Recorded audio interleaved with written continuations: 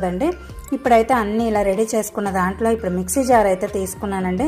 దీంట్లో మనం 1.5 కప్పు నేనైతే వరిపిండి వేసుకున్నాను. ఇప్పుడు చెప్తున్నాను కదండి, నార్మల్గా పునుకులు అయితే బియ్యం నానపెట్టుకున్నా, లేకపోతే మనం మైసూర్ బోండాలను, మైసూర్ బజ్జీలను లేకపోతే మనం కలుపుకుంటూ ఉంటాం కదా, అలా కాకుండా ఇప్పుడు నేను రా పొటాటోస్ అయితే మనం ఉడకపెట్టుకోకుండా పైన ఉన్న తొక్క మనం తీసేసుకొని ఇప్పుడు ఆ వరిపిండిలోనే నేను పచ్చి పొటాటో అంటే మనం ఉడకపెట్టుకోకుండా అది అలా మిక్స్ చేసుకుంటున్నానండి.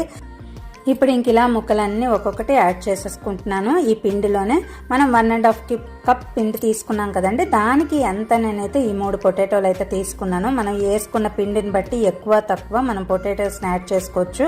పొటాటోస్ ఒకటి ఎక్కువైనా ఒకటి తక్కువైనా మనకి టేస్ట్లో ఏం పెద్ద డిఫరెన్స్ రాదండి. మనకు ఆ ఫ్లేవర్ రావడం కోసం, మనకి పిండి ఉరువు అవ్వడం కోసమే ఇది పెట్టుకుంటూ ఉంటాను. ఇప్పుడైతే పొటాటోస్ అన్నీ నేను యాడ్ చేసేసుకున్నాక నేను ఆ గరిటతో 1.5 గరిట అయితే నేను పెరుగు